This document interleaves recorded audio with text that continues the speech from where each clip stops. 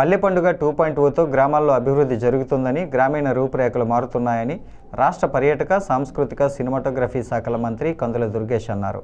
నిడదవోలు నియోజకవర్గంలోని పలు గ్రామాల్లో ఆయన పర్యటించారు. సింగవరం, కంసాలిపాలెం, రావిమెట్ల, తిమ్మరాజుపాలెం, ఉనకరమిల్లి, తాడిమల్ల, కోరుమామిడి గ్రామాల్లో దాదాపు ₹1 ఎంజీఎన్ఆర్ఈజీఎస్ నిధులతో చేపట్టిన సీసీ రోడ్లు, పశువుల షెడ్డు నిర్మాణ ప్రారంభోత్సవాల్లో మంత్రి కందుల దుర్గేష్ ముఖ్య అతిథిగా పాల్గొన్నారు. మంత్రితో పాటు స్థానిక టీడీపీ ఇన్ఛార్జ్, రాష్ట్ర నైపుణ్యాభివృద్ధి సంస్థ చైర్మన్ బురుగుపల్లి శేషారావు ఆయా ప్రాంతాల్లో పర్యటించారు. తొలుత 9 లక్షల వ్యయంతో సింగవరం గ్రామంలో నిర్మించిన సీసీ రోడ్డును కొబ్బరికాయ కొట్టి మంత్రి దుర్గేష్ ప్రారంభించారు.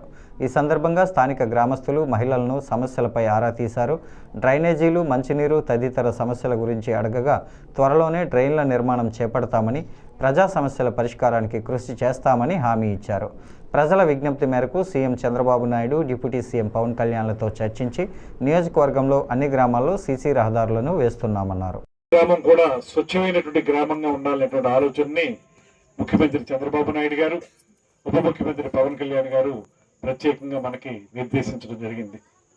అందులో భాగంగా పల్లె పండుగ 1 నుంచి పల్లె పండుగ 2 వరకు మనం చేపట్టేటువంటి కార్యక్రమాలు, ముఖ్యంగా ఇక్కడ రోడ్ల నిర్మాణం కానివ్వండి, అదేవిధంగా మనకి గోకులాలు ఇచ్చాం, ఆ గోకులాలు కానివ్వండి, ఇతరతర పారిశుద్ధ్య కార్యక్రమాలు కానివ్వండి, ఇవన్నీ కూడా సక్రమంగా నిర్వహించుకోవడం ద్వారా గతంలో ఎలా అయితే రాష్ట్రం మొత్తం మీద ఒకే రోజు గ్రామ సభలు నిర్వహించుకుని ఒక రికార్డు సాధించామో, ఆ గ్రామ సభల్లో ఏ సమస్యలు గ్రామాల్లో ఉన్నాయో చూసుకుని వాటన్నిటిని కూడా పరిష్కరించుకోవడానికి ఒక కార్యాచరణ ఏర్పాటు చేసుకోవాలనే ఉద్దేశంతో గ్రామ సభలను ఏర్పాటు చేశారు.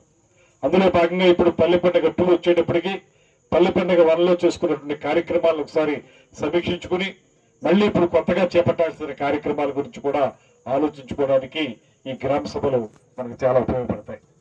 ముఖ్యంగా కోరుమామిడి గ్రామం, ఇందాక పెద్దలు అందరూ చెప్పారు, ఇక్కడికి వచ్చేటప్పటికి కొంత వెనకబాటుతనం ఉంది, రోడ్లు, డ్రైన్లు కావాలనేటువంటి మాట పెద్దలు చెప్పారు, సర్పంచ్ గారు కూడా చెప్తా ఉన్నారు. ఇవాళ ఒకటే మీకు మనం చేస్తా ఉన్నాను, మనకి అధికారంలోకి వచ్చిన వెంటనే కూటమి ప్రభుత్వం, నేను మంత్రిని అయిన వెంటనే ముఖ్యమంత్రి గారి దగ్గరికి, ఉప ముఖ్యమంత్రి గారి దగ్గరికి వెళ్ళి మనకి నిధులు కావాలని అడిగినప్పుడు ఎన్ఆర్ఈజీఎస్సీ కింద 11 కోట్లు మన నియోజకవర్గానికి